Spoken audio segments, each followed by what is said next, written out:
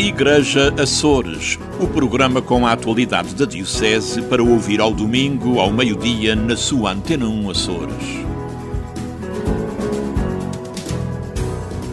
Olá, seja bem-vindo a mais uma edição do Igreja Açores. No programa desta semana retomamos a nossa conversa com os novos ouvidores da Diocese de Angra. Hoje o nosso convidado será o Padre Horácio Dutra, ouvidor de Capelas. Mas antes disso vamos à atualidade da Diocese açoriana. O movimento de Romeiros de São Miguel realiza este domingo o seu retiro de preparação para as Romarias Quaresmais de 2024. Mais de 200 de romeiros estarão reunidos este domingo na Escola Secundária da Lagoa. Mendigos do Perdão é o tema abordado no encontro. Mendigos do Perdão, com dois subtemas. Um subtema 70 vezes 7, um caminho a fazer, pelo nosso diretor espiritual, o seu padre Rui Silva, e Romeiro, Anunciador do Perdão, pelo senhor padre José Júlio Rocha. Reunimos a coordenação para percebermos e para não sermos repetitivos, digamos assim. A Alvi trouxe algumas possibilidades e depois foi indicado esse tema, debatermos e escutarmos as palestras que serão dadas. Informei o Sr. Padre Júlio do qual seria e pronto, esperamos que tudo decorra bem e que os romeiros, como tem sido habitual, gostem muito daquele dia, que não é propriamente o início da preparação para as romarias, porque os que saem nas primeiras semanas já estão a preparar-se há algum tempo, mas é mais um conforto, é mais uma orientação espiritual, em que também vamos aproveitar e divulgar algumas reflexões que poderão ser feitas durante a Quaresma e durante propriamente as caminhadas de cada rancho. João Carlos Leite, do Movimento de Romeiros de São Miguel, adiantou que há cerca de 220 romeiros inscritos de praticamente todos os ranchos da ilha. O retiro espiritual de Romeiros de São Miguel encerra esta tarde pelas 16h30, depois de uma Eucaristia. Arrancou esta sexta-feira a Semana da Vida Consagrada. A irmã Olinda Nampossa ofereceu o seu testemunho de vocação ao Igreja Açores. A consagrada das Irmãs Franciscanas Hospitaleiras da província de São José, nos Açores, garante que continua a vir e a encontrar motivos para ficar. A mim, Deus queria alguma coisa. Encontrei 5 jovens. Quando eu fui, só sabia da minha prima. Mas a gente viajou para 500 km. A primeira vez que eu fui de avião foi para ir para o convento. Mas assim, meu Deus, quantos dias é que eu vou ficar lá? Primeiro, este missionário desfez aquele medo que a gente tinha, porque pensávamos, ir para o convento é para ficar lá fechada e acabou-se. E se não for esse o meu caminho? Se não, ides encontrar quem vos ajudará a perceber se o caminho é esse ou não. E se não for, vocês não vão ser mal encaminhados, nem vão ficar fechadas. Pelo contrário, terão mais dados, terão melhores condições de realmente irem percebendo se é ou não é o vosso caminho. Então, eu fui para ver. O meu evangelho é aquele vinde e vede. E por acaso foi isso que foi lido na cerimônia de acolhimento no convento. Então, eu fui para ver. O que é que aconteceu nestes anos todos? Fui vendo e cada vez que eu venho encontrando motivos para ficar. E sou muito feliz. E tive a sorte, como disse, de encontrar sempre no meu percurso tantos colegas que eu encontrei no convento, que foi para mim um espanto. Eu ia com a minha prima, com quem tinha crescido, tínhamos feito o percurso juntas, sem dizermos uma a outra o que a gente sonhava, não é? Mas o padre, a quem nós nos confessávamos, por assim dizer, a quem dizíamos tudo, e as nossas madrinhas de crisma, a minha mãe foi a última a saber, antes de eu sair. Então, sabiam, e qual foi o meu espanto quando eu chego lá, encontro mais 4 jovens. A gente não é assim tão tolas como isso, vamos ver. Mas estas minhas colegas na formação foram fundamentais. Jovens muito alegres, muito receptivas e chamadas mesmo, assim, com aquele desejo de absorver, de assimilar toda a formação que as irmãs davam. E o sonho de poder colocar a própria vida à disposição para servir, para promover aos que mais precisavam. Isso enchia de entusiasmo e a minha mestra muitas vezes dizia: uma franciscana hospitaleira tem sempre um sexto sentido, que é a capacidade de ver para além daquilo que os nossos os olhos alcançam e saber sempre buscar uma solução, uma saída para alguém que precisa. Isso preenchia o nosso sonho de ser religiosas. Um sonho concretizado pela confiança nos passos. Um testemunho de vida consagrada nesta semana, cujo tema é Rezar a Esperança e que está em sintonia com o ano da oração que se assinala em 2024. A irmã Olinda é catequista em São Mateus, na Ilha Terceira, e explica os métodos que utiliza para ensinar a rezar. Primeiro exemplo de vida, eu faço catequese aos sábados e para além dos momentos de a gente começar a catequese com uma oração, não só um Pai Nosso, mas se calhar lembrarmos o avô que está doente, alguma situação da família e trazê-la para o momento da nossa oração, digamos assim. Procurar também terminar o momento da catequese com uma oração, convidando até os próprios meninos a fazer, de forma espontânea, e depois convidá-los sempre a irmos juntos à missa. É assim que eu procuro, os momentos que eu tenho, é uma vez só por semana que eu faço catequese com eles.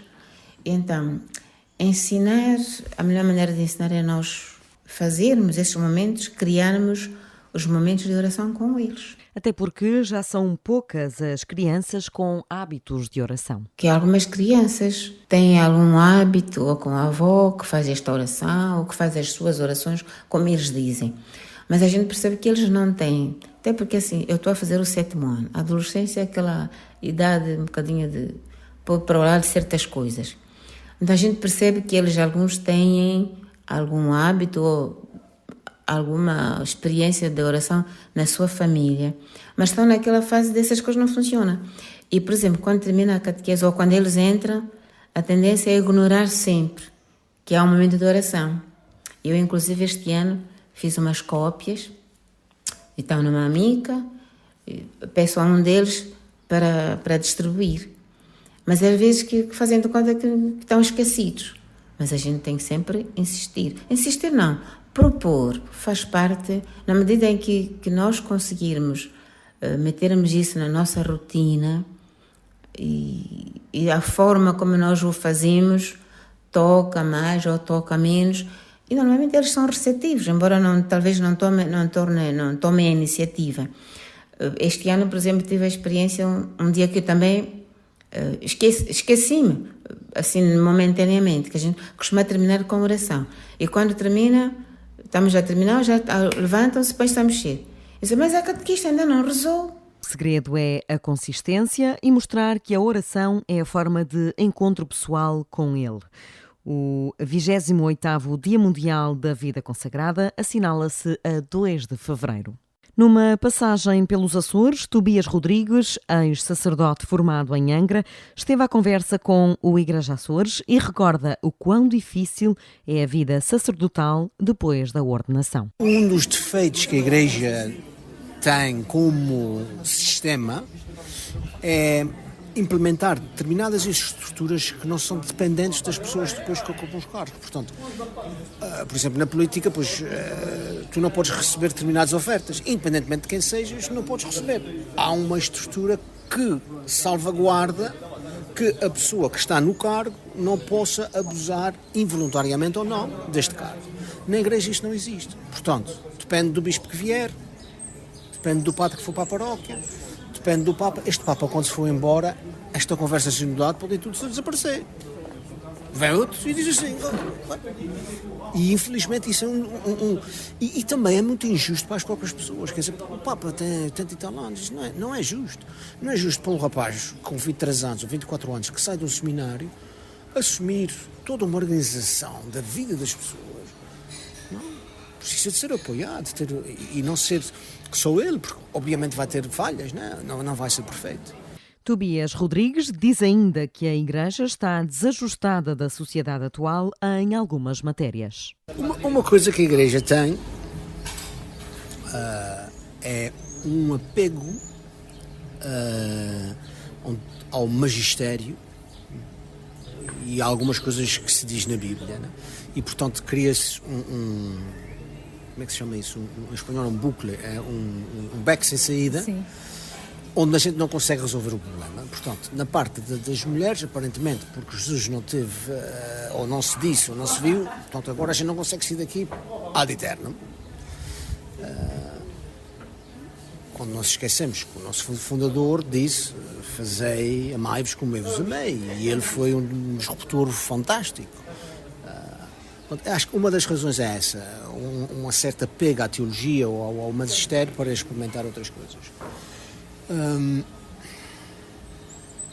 A mim confunde-me imenso. Acho que este tema, eventualmente, se ainda houver Igreja Católica, vai ser como o direito das mulheres a votar da Carta de Condução. Acho que é completamente incompreensível. Tobias diz ainda que, em matérias sexuais, a Igreja acredita que a normalização é banalização.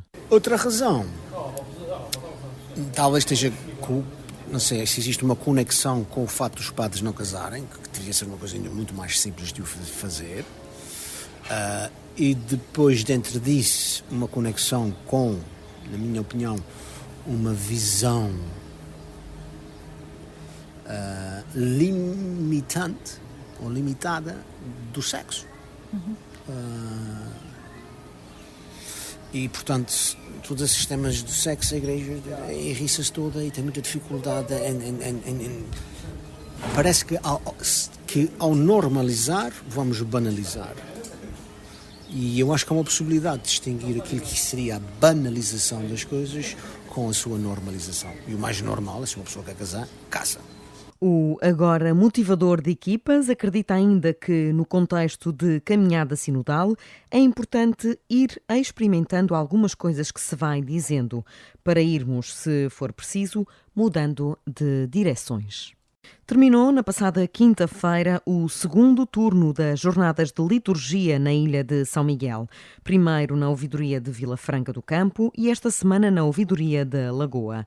Para o padre Marco Luciano Carvalho, responsável pelo serviço, a adesão foi muito positiva. Estão agendadas outras jornadas para outras ouvidorias da ilha de São Miguel e também noutras ilhas. E a participação, claro que nos surpreendeu, no sentido que foi acima daquilo que foram as nossas expectativas, sinal de que as pessoas estão interessadas precisamente neste campo, que é um campo importante, o setor da liturgia, e compareceram precisamente para estas noites de formação. O que é muito bom, é um fator muito positivo. O esquema utilizado deverá ser replicado noutras ouvidorias e também noutras ilhas. Nós temos um grupo de formadores, quer do Serviço Diocesano da Liturgia, quer também a Comissão de Música Sacra, e é a partir da formação que é feita que realmente neste âmbito da liturgia, quer para os ministros extraordinários da comunhão, quer para os leitores, para os acólitos, para as equipas de ornamentação, os grupos corais, enfim, tudo a interagir e tudo a aprofundar, neste caso e nestas primeiras jornadas, aquilo que é a razão de ser do seu ministério, não é? Porque é importante que todas estas pessoas que interagem na celebração sintam qual é a sua função, qual é o seu papel na celebração, e, acima de tudo, percebam que estamos todos ao serviço de uma causa que é a vivência da liturgia, que nos leva precisamente à celebração da fé, e desta forma tornamos Deus presente na comunidade cristã. A ouvidoria da Horta já manifestou interesse numas jornadas de liturgia que deverão ser agendadas em breve, e também a ouvidoria da Ribeira Grande solicitou a realização de umas jornadas ainda durante a Quaresma. E o nosso convidado deste Igreja Açores é o padre Horácio Daniel Dutra Alves, nascido em 1982, ordenado sacerdote em 2011, é pároco de Santo António e Santa Bárbara, na ouvidoria das Capelas, em São Miguel, é também agora eleito ouvidor das Capelas e é ainda professor de Educação Moral e Religiosa Católica, natural das Ribeiras, na Ilha do Pico. Padre Horácio, antes de mais, obrigada por estar connosco, parabéns pela missão à frente dos destinos da ouvidoria das Capelas. E como é que recebeu esta nova missão? Olha, antes de mais, uma palavra a todos aqueles que nos ouvem, que acompanham este programa todos os domingos, e dar graças à nossa Diocese, dar graças pelos nossos leigos empenhados e que trabalham connosco a Igreja, e àqueles que não trabalham tanto também dar graças porque nos ajudam a espalhar esta boa nova e a acreditar que Jesus Cristo veio nos trazer uma boa notícia. Como é que encarei esta missão? Para já com alguma surpresa e também com algum receio. No entanto, a surpresa, porque não estava à espera que os colegas quisessem que eu fosse novamente ouvidor, com algum receio porque os tempos são diferentes. Da outra vez que eu tinha sido ouvidor, não se tinha vivido aquilo que foi a pandemia, aquilo que são estas guerras, e também com algum receio, porque isto é tudo uma novidade para todos nós, com o novo bispo, com o novo pensamento, mas que a novidade não vem do Sr. Bispo, de Dom Armando. Apesar de gostar muito dele, e ele sabe isso, a grande novidade é o Evangelho, que nos desafia todos os dias. Portanto, rezei muito até dar o meu sim, aceitei, e estou aqui pronto para esta missão, para ajudar o povo de Deus a encontrar a pessoa de Jesus Cristo. E isto é que é a nossa missão, e também o tema da nossa Diocese convida-nos a isto, peregrinos da esperança, pois eu também sou um destes peregrinos que com esperança anseia ver um dia o rosto de Cristo. Foi ordenado em 2011, foi aliás o único sacerdote ordenado nesse ano. Como é que foi o seu percurso de quase 13 anos, de uma forma sucinta? Eu vim trabalhar para São Miguel, ainda como diácono, durante um ano, acompanhar o padre David Botelho de Couto, nas atuais paróquias que estou. Depois fui ordenado sacerdote e regressei para as mesmas paróquias. Enquanto diácono já era professor de moral. Eu às vezes costumo dizer que primeiro fui professor e depois é que fui padre, mas isso é um pouco na brincadeira, sempre teve no meu anseio, no meu horizonte ser padre.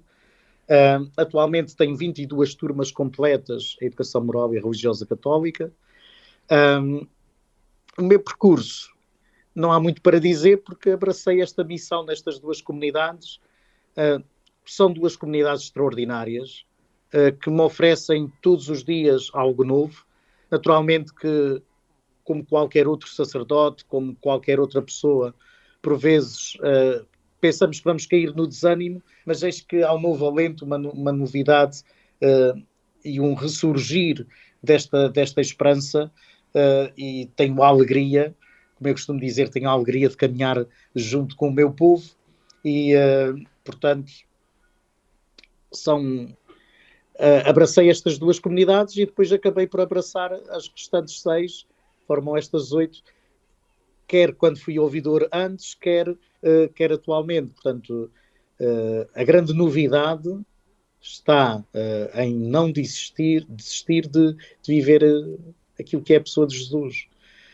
Naturalmente que às vezes é cansativo, naturalmente que a gente às vezes desanima, mas o mais importante é olharmos em frente e animarmos com a oração, com a celebração da Eucaristia todos os dias, com aquilo que temos de bom e de menos bom. Eu costumo dizer que eu sou a pessoa mais teimosa do mundo, até para ser bom. Portanto, vamos a isto e há que arrepiar caminho. Tem uma relação bastante próxima com os jovens. Acredita que é de ter sido muito cedo professor de Educação Moral e Religiosa Católica, ou essa relação é anterior ainda a isso? E como é o desafio de dar catequese nos dias que correm, em que é lugar comum dizer que os mais novos estão afastados da Igreja? Para já penso um pouco que as crianças e os jovens não são o futuro da Igreja, mas o presente. E pensar que eles são o presente da Igreja é trabalhar com eles constantemente.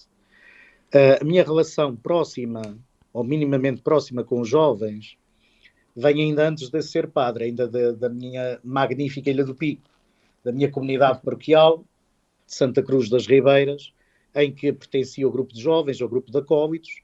Depois, mais tarde, com o grupo de jovens, participei em alguns encontros da JUFIC, na Ilha do Pico, ainda com as Irmãs Franciscanas Hospitaleiras da Imaculada Conceição. Depois, mais tarde, quando fui para o seminário, continuei a frequentar ou a trabalhar com esta JUFIC e a frequentar os encontros da JUFIC. Destes jovens que tinham um ideal franciscano. Atualmente, depois, vir para trabalhar para São Miguel, ou servir em São Miguel, comecei a trabalhar na escola de capelas, onde estou até hoje, sempre com várias turmas. Os jovens, é difícil-lhes passar a mensagem. É difícil passar a mensagem porque há muita dispersão, há muita oferta. Não é que os nossos jovens estejam cansados de procurar a pessoa de Jesus Cristo. É difícil fazer catequese hoje, é difícil fazer catequese. Mas também a nossa mensagem nem sempre, se calhar, está a ser proposta da melhor forma. Não digo por parte dos nossos catequistas, porque eu costumo dizer que tenho os melhores catequistas do mundo, porque são pessoas empenhadas que dão o melhor do seu tempo, que dão o melhor das suas vidas, que tiram das suas vidas para partilhar com os jovens, com as crianças e com os adolescentes, mas a nossa mensagem ainda está muito presa e nós encaramos, se calhar, ainda muito uma igreja fechada dentro de 4 paredes. E a nossa igreja tem que ser missionária. Cada vez mais sairmos ao encontro.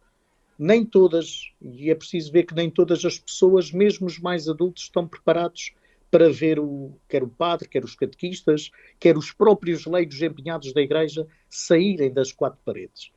Saírem, se calhar, das sacristías e por aí fora. Por isso, a igreja é jovem porque está junto dos jovens. E o Papa dizia isto precisamente no encontro na Jornada Mundial da Juventude em Lisboa. Os jovens, basta olharmos os jovens que foram ali. Sabemos que muitos, se calhar, foram para ver o Papa, outros que foram para ir a Lisboa, outros que foram para estar no encontro. Mas o que é certo é que todos eles saíram tocados de alguma forma, não pelo Papa, mas pela pessoa de Jesus Cristo. Não pelo Papa, mas pela mensagem mariana que nos trouxe esta jornada.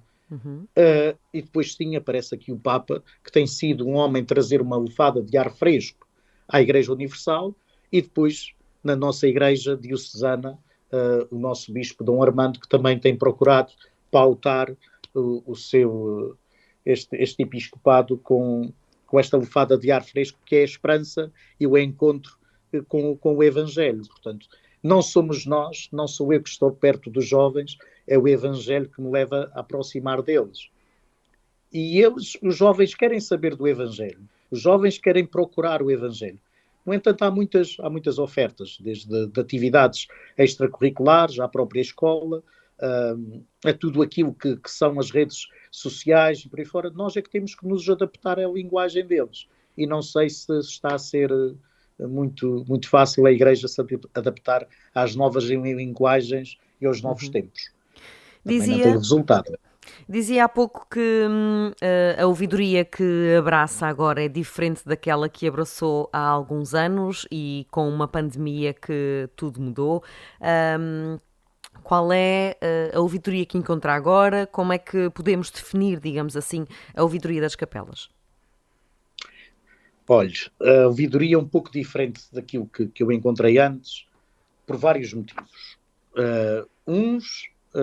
A pandemia veio pôr aqui a nu, digamos assim, aquilo que eram os cristãos mais, não vou dizer que têm mais ou menos fé, mas aqueles que eram mais assíduos às celebrações.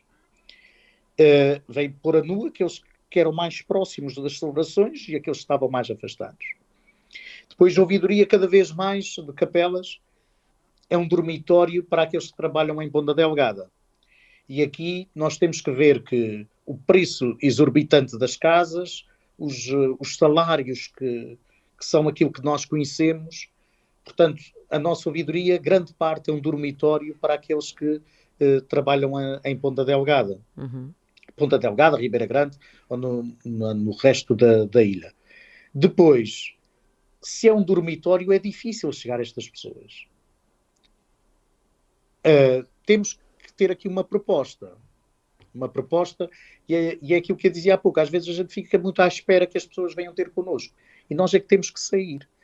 Ora, esta saída missionária é possível com o Evangelho, mas é preciso que a gente consiga o contacto, o olhar nos olhos, a proximidade, a tal hospital de campanha que falava aqui aos tempos o Papa Francisco para a nossa Igreja.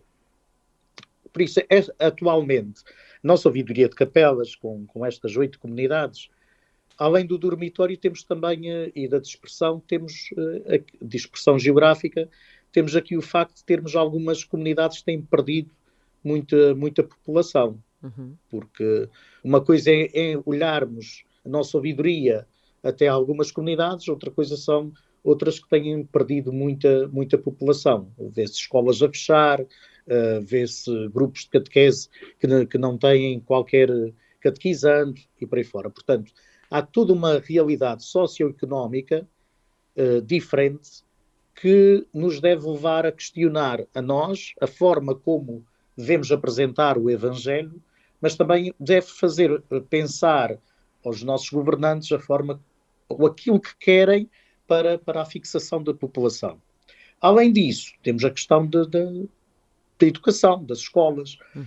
Quando cá cheguei, da outra vez fui ouvidor, a escola das capelas era completamente diferente. Temos agora uma escola remodelada, reformada, com melhores equipamentos.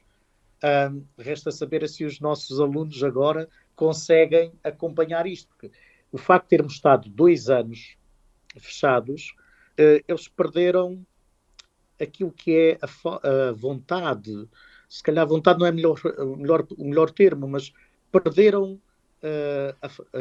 a capacidade de estar em grupo. Eles não conseguem estar em grupo. Eu até às vezes brinco com eles, vocês para dizerem daqui para ali, se está tudo bem, precisam de mandar um SMS. Vocês procurem brincar juntos, procurem estar juntos. E o nosso papel como igreja aqui também é estar juntos. Depois temos a grande preocupação, quer na ouvidoria, quer fora dela, na ilha toda, que são as novas drogas sintéticas, que eu costumo dizer que são um sismo silencioso, que vão tocando em todos nós de alguma forma, direta ou indiretamente. E que ser pai e ser mãe hoje também é esta preocupação constante com os filhos. E nós, a Igreja, temos de estar aqui presentes para acompanhar estas famílias. E depois temos a questão do luto, da perda de alguém, do sofrimento. Portanto, é uma ouvidoria um bocadinho diferente, no sentido em que os tempos mudaram, atravessámos uma pandemia, estamos a viver em tempos de guerra, e a Igreja tem que ser esta mãe que acolhe e este pai que orienta nos tempos em que correm, e que eu, enquanto ouvidor, com os colegas com os quais eu colaboro na ouvidoria, que eles colaboram comigo, trabalhamos em equipa, temos que estar despertos para várias situações que se calhar antes existiam, mas não eram tão visíveis. Por isso... Em termos de movimentos, quais são aqueles de que a ouvidoria dispõe e que estão mais oleados, digamos assim, e quais são aqueles que carecem de maior atenção? O maior movimento penso que qualquer comunidade é a catequese. E embora muitas vezes nós padres vivemos um bocadinho, e falo por mim, descansados por termos os melhores catequistas do mundo, o maior movimento que nós temos é a catequese, e a catequese tem sido um encontro tem que ser um encontro com Jesus Cristo. Naturalmente que esta catequese também depende muito atualmente das famílias que nós temos, porque o primeiro anúncio, as primeiras orações, as primeiras pessoas a falar de Jesus Cristo não é que eu seja velho com 41 anos, não é? Mas na minha época e na tua, Tatiana, eram os nossos pais, os nossos avós que nos iam falando. Atualmente, devido às circunstâncias da vida, às correrias loucas que o mundo nos obriga, costumo dizer que temos máquinas para tudo e não temos tempo para nada. As correrias que o mundo nos obriga e as preocupações de hoje com a casa, com o carro, com o emprego, com aquilo que nos é pedido nos próprios, exigido nos próprios trabalhos, deixam-nos com pouco tempo para estarmos com a família. Portanto, a capacidade de oração, eu peço muito aos meus pais para rezarem com os filhos, mas sei que é difícil. Portanto, maior campo que nós temos atualmente, mesmo na nossa ouvidoria e em toda a Igreja, é a catequese. Depois temos nas 8 comunidades 7 ranchos de romeiros, com os quais procuramos chegar através deles às famílias e aos filhos. E na catequese eu costumo dizer que mais do que falarmos aos pais hoje para falarem aos filhos, hoje nós temos de falar aos filhos para chegarmos aos pais. Depois temos os escoteiros, em que na ouvidoria temos um agrupamento AEP, que é em Santo António, que colabora em algumas atividades da comunidade paroquial. Depois temos São Vicente e Fenais, Capelas, e um na Bretanha também de CNE. Portanto, temos aqui estes 4 do CNE que também colaboram connosco, não só em atividades ad intra, mas também ad extra nas comunidades. Temos a Legião de Maria, temos Cáritas, e temos um grupo da Liame em Santo António que é muito ativo e que também colabora com aquele apadrinhamento de crianças em África. Portanto, temos movimentos, não nos faltam. Temos alguns grupos bíblicos e por aí fora. Movimentos não nos faltam. Aquilo que nos falta, se calhar, é a capacidade de chegar a estes jovens para trazê-los para renovar a Igreja. E nestes jovens temos depois agora alguns grupos de jovens que estão a surgir com a Jornada Mundial da Juventude, com aquilo que se vai viver em 2025 em Roma. Portanto, nós estamos aqui costumo dizer que a Costa Norte, aqui que ninguém nos ouve, que tem sido um bocadinho esquecida por quem às vezes devia nos ajudar mais. E quando digo esquecida, tem a ver com todos os campos, não só nos campos dos governantes, mas tem sido esquecida em muitas áreas, porque nós vivemos nestas 8 comunidades que eu falava há pouco como dormitórios, mas também temos zonas muito rurais, com os nossos irmãos lavradores, com os nossos irmãos que procuram domésticas, portanto, mas que procuram viver a sua fé de forma simples. E nós, Igreja, se calhar também temos esquecido aqui algumas coisas e alguns pontos onde ir tocar e ir buscar. Posto isto, eu também tenho agora aqui, já tinha na altura a equipa do CPM, mas tenho agora a parte da pastoral familiar, em que vamos fazer aqui algumas conferências e algumas sensibilizações naquilo que toca a crianças com necessidades educativas especiais, portadoras de deficiência. Vamos tocar também aqui, ou vamos organizar aqui um curso pós-CPM. Estamos aqui, digamos, a ultimar alguns preparativos para chegar às famílias. E a família é a base da sociedade, independentemente de serem famílias ditas tradicionais, ou famílias monoparentais, ou os novos campos familiares, de uniões de facto e por aí fora, e de pessoas que têm a sua orientação com o mesmo sexo. Portanto, todas as famílias são importantes para a Igreja e a Igreja está aqui para acolher todos, não está para julgar, está para acolher. Naturalmente que isto é um campo muito vasto, pastoral familiar e estes campos todos que eu estava aqui a dizer. Portanto, é uma máquina que está um pouco oleada, mas que nós queremos mexer aqui em muita coisa. Naturalmente que Roma e Pavia não se fizeram num dia, que a gente não pode fazer de ontem para hoje, e eu estou agora numa fase, eu e a equipa sacerdotal, mas sobretudo eu enquanto ouvidor, estou agora num tempo de escuta.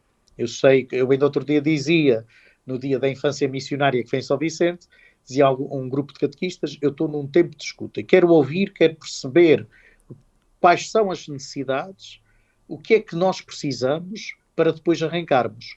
Fruto disto,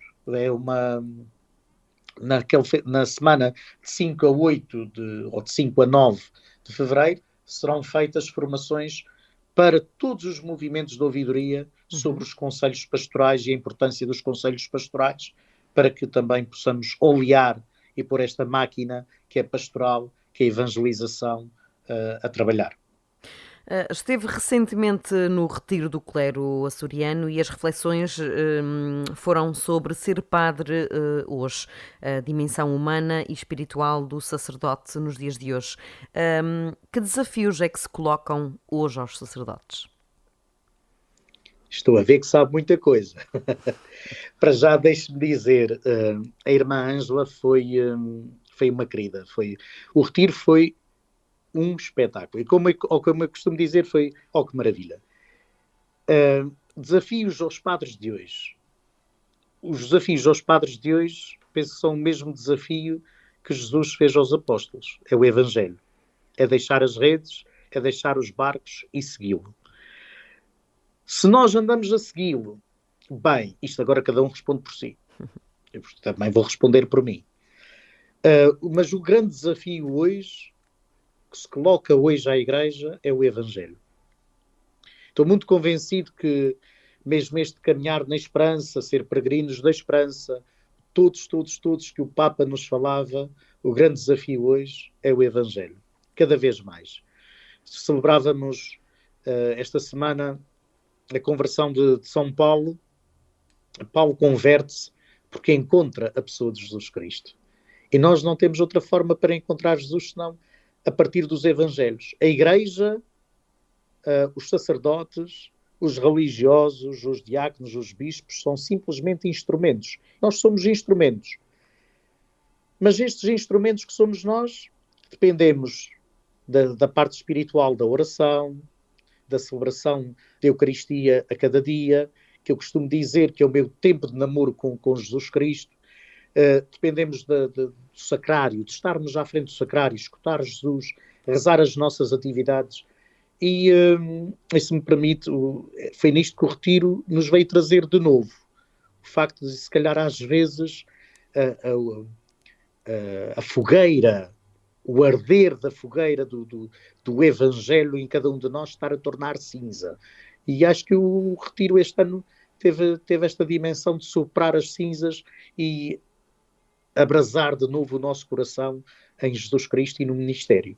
Porque nós não estamos aqui por nós, estamos pela pessoa de Jesus Cristo. Padre, cada vez mais... Padre Horácio Dutra, muito obrigada por ter estado connosco. Não encontro melhor forma de terminarmos esta nossa conversa. Foi um prazer estar à conversa consigo, como sempre. Obrigada por ter estado connosco e parabéns, e que continue nesta missão de liderar os destinos da ouvidoria de Capelas. Um beijinho, muito obrigada.